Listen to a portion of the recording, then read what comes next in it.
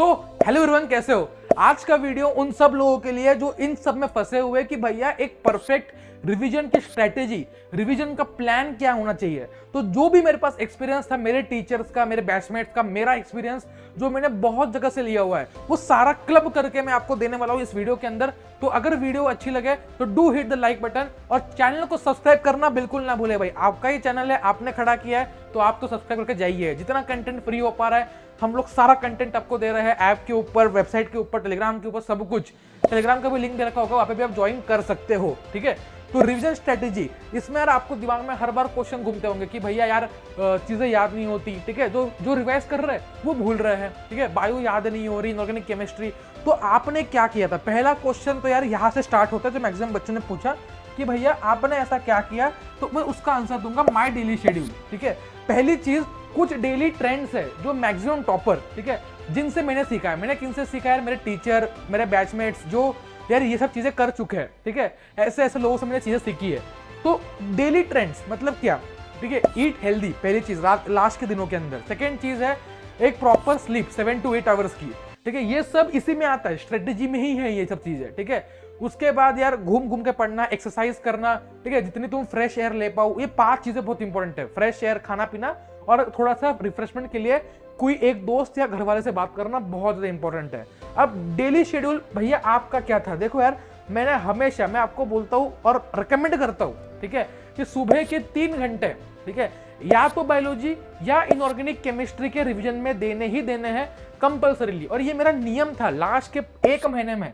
NEET postpone हमारे वक्त भी नहीं हुई थी और वो डेट आई गेस 26 अगस्त थी। हमारा 12 सितंबर को एग्जाम था, मेरे पास भी लगभग 15 से 18 दिन बचे हुए थे। हाँ, मैं प्रिपेयर्ड था बट रिवीजन पूरी बची हुई थी। ठीक है, तो मैंने इन दिनों में बहुत बार रिवाइज किया। कैसे किया बताऊंगा। तो डेली शेड्यूल, सबसे पहले उठते ही बायोलॉजी की एक यूनिट खत्म करनी है या फिर इनऑर्गेनिक का एक चैप्टर, दोनों में से एक। ठीक है, या फिर इनऑर्गेनिक केमिस्ट्री का एक चैप्टर। इसको मैंने अपनी आदत बना ली थी, आदत। ठीक है, और बायो की मैं हमेशा से एक यूनिट ही करते आया हूं लास्ट के 15 दिनों में। ठीक है, ये मैंने चेंज क्यों लाया? क्योंकि यार टाइम कम बच गया था। ठीक है, तो बहुत क्विक रिविजन्स करनी है बट आपको कंप्लीट यूनिट रिविजन करनी है। ठीक है, तो ये एक बेसिक ट्रेंड है। अब बहुत लोग बोलते हैं कि भैया हम लोग रिविजन कैसे करके भूले ना। ठीक है, देखो यार, भूलने की टेंडेंसी सबकी होती है। ठीक है, बट फ्रीक्वेंट रिविजन्स, अगर आप एक दिन में एक यूनिट कर रहे हो, कुछ यूनिट छोटे हैं लाइक स्ट्रेटेजीज, माइक्रोब्स, ऐसे यूनिट्स एक दिन में 2 कर लिए, तो ऐसे करके आप एक हफ्ते में पूरी बायो क्विकली रिवाइज कर सकते हो। कैसे करें भैया?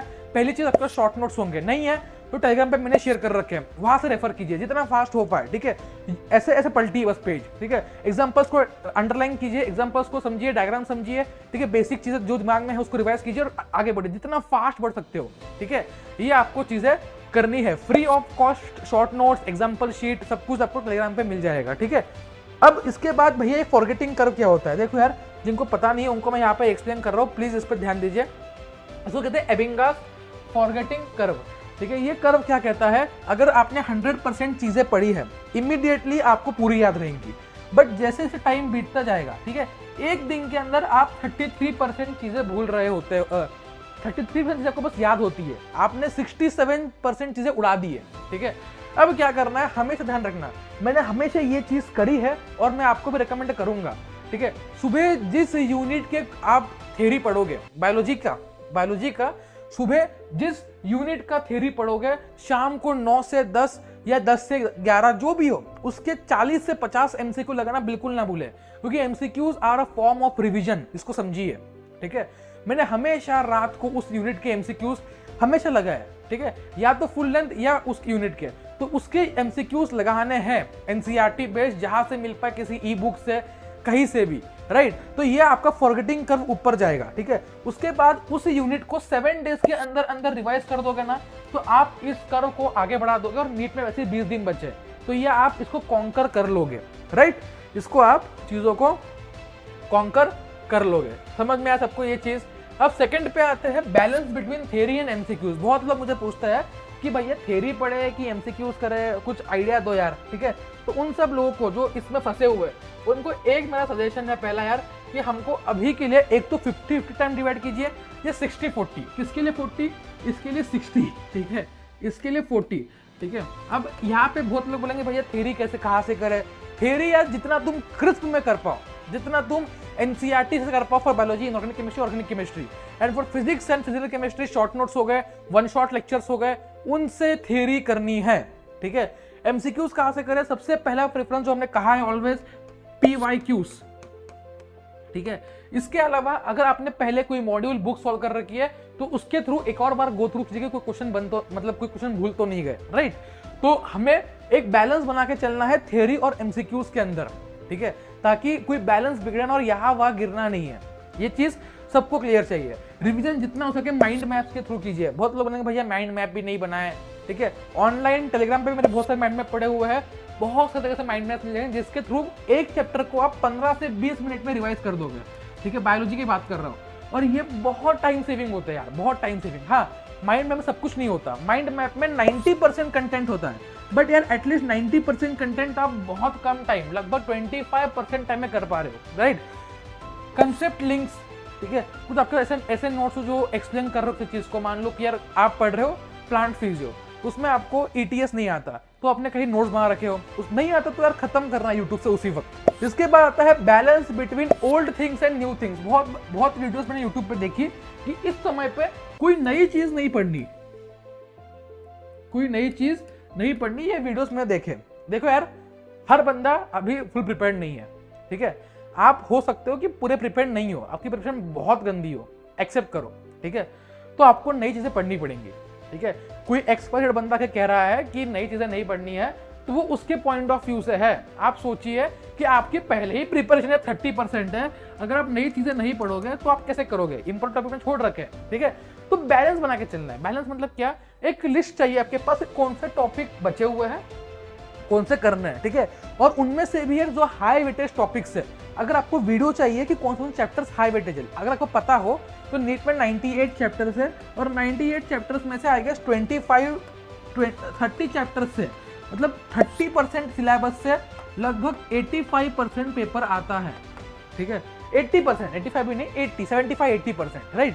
तो ये तुम्हें आइडेंटिफाई करने पड़ेंगे और देखना है कि मेरे कौन से चैप्टर्स हो चुके हैं और कौन से मुझे फ्रेशली प्रिपेयर करने हैं फटाक से। तो हो सके तो आपको टाइम डिवाइड करना है।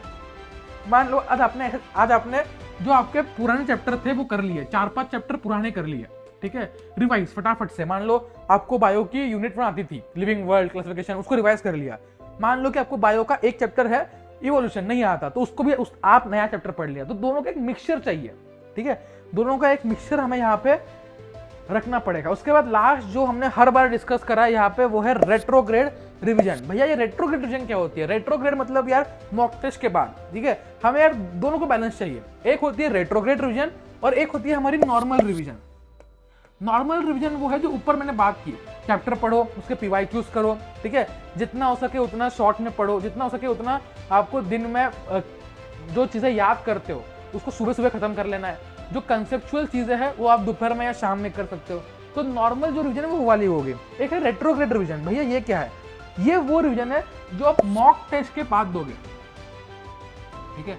अभी अगर आप मॉक टेस्ट नहीं दे रहे हो तो आप बहुत बड़ी गलती कर रहे हो, बहुत बड़ी। ठीक है। बहुत बच्चे बोलेंगे भैया प्रिपरेशन ही नहीं हुई तो मॉक टेस्ट कहाँ से दे? नहीं हुई चलेगा। इस समय पे मॉक टेस्ट के मार्क्स नहीं बोलते, बोलता है उसका क्या, ठीक है, एनालिसिस। चलो, तो जो मॉक टेस्ट है उसका आपको एनालिसिस करना है। ठीक है। प्रॉपर ब्रेकडाउन करना है कि भैया जी ये क्वेश्चन नहीं बना मुझसे। ठीक है। मुझसे भैया जी ये जो सवाल है इलेक्ट्रोस्टैटिक्स का पोटेंशियल का नहीं बना तो कैसे बनेगा? सॉल्यूशन देख लो। ठीक है। यूट्यूब पे देख लो, गूगल पे देख लो, इतने सारे तुम्हारे पास डिस्ट्रैक्शंस है, वहीं से देख लो। ठीक है। वहां से तुम्हें चीजें समझ में आ जाएगी। ठीक है। डिस्ट्रैक्शंस के ऊपर पता है आपको सबको। ठीक है। तो एक बार देखने में कोई हर्ज नहीं है, सॉल्यूशन फटाफट से। ठीक है। सॉल्यूशन देख लिया, एनालाइज कर लिया और प्रॉपर उसको नोटबुक में नोट डाउन करो। ठीक है। जो पेपर छुड़ा रहे हो इस समय पे वो क्वालिटी छुड़ाओ। ठीक है। हम भी आपको 3 फ्री टेस्ट दे चुके हैं। ठीक है। एटलीस्ट 10 से 12 टेस्ट यहाँ पे हमें देने हैं। उनमें जो दिक्कतें आ रही है टेस्ट के टॉपिक्स में, मान लो आपको ग्रेविटेशन के अंदर वेरिएशन इन जी नहीं आता तो जाके उसका कंसेप्ट पढ़िए, जाइए उसका कंप्लीट कंसेप्ट पढ़िए बहुत क्विकली, 10-15 मिनट में फॉर्मूलाज देखिए और 10 मिनट का क्वेश्चन कीजिए प्रैक्टिस। ठीक है। तो बहुत क्रिस्प में छोटे छोटे टॉपिक खत्म करने हैं, that is called as retrograde revision. और जितने भी लोग यार रैंक निकाले हुए हैं उन्होंने इन दोनों रिवीजन पैटर्न्स का कहीं ना कहीं एक तोड़ निकाला है, एक जोड़ निकाला है कि दोनों को एक साथ लेके चलना है। ठीक है, जब यार आप पेपर दोगे तो रेट्रोग्रेड पे आ जाओ, फटाफट से टॉपिक खत्म करो। जैसे ये हो गए टॉपिक खत्म, तो अगले टेस्ट के पहले यार जो टॉपिक्स ऊपर आपकी जो इनकम्प्लीट है वो न्यू वाले वो खत्म करो। इस तरह से आपको यार आपका दिमाग लगाते हुए चलना है, रिजल्ट आएगा। ठीक है, बहुत लोग यार इसमें पे हताश हो जाते हैं कि यार भैया क्या हो गया, अब क्या ड्रॉप ले क्या। देखो यार, जब तक OMR शीट सबमिट नहीं हो जाती, ठीक है, तब तक हमें हार नहीं माननी है। ठीक है, बहुत लोग मुझे भी यार यहाँ पे आके बोलते हैं कि भैया आपने कहा था पोस्टपोन्ड होगा। ठीक है, मैंने कभी नहीं कहा यार पोस्टपोन्ड होगा, मैंने कहा था 1% चांस है, मैंने ट्राई कर लिया। NTA ने कह दिया कि नहीं हो रहा। ठीक है, NTA ने, एजुकेशन मिनिस्ट्री। अब इसके आगे नहीं बढ़ना हमें। 2020 में पता क्या हुआ था, 2020 में सबने पोस्टपोनमेंट की डिमांड की और नीट के 15 दिन पहले एजुकेशन मिनिस्टर ने कहा कि अब नहीं होगा पोस्टपोन। उसके बाद लास्ट दिन तक बहुत लोग फंसे रहे, वो जो फंसते हैं वो फंसे रहेंगे। ठीक है, आपको उसमें नहीं पड़ना। अभी अपने पास रिजल्ट निकालने के दिन है और यार 18-20 दिन तो बहुत होते हैं यार। ठीक है, हाँ, बहुत लोग ये कहेंगे कि यार ये बंदा देखो 2 साल से पढ़ रहा है, हमें दूसरे मतलब ही नहीं इस समय पे यार। ठीक है, उसकी कैपेसिटी कुछ अलग थी। ठीक है, मैं हूँ सुपर, ऐसा मानो कि आप सुपर पावर हो। ठीक है, क्योंकि यार अंडर कॉन्फिडेंस होने से अच्छा है कि ओवर कॉन्फिडेंट हो जाओ। ठीक है, कॉन्फिडेंस अच्छी चीज है। ठीक है, मैं तो कहता हूँ कि ओवर भी मत हो, अंडर भी मत लो।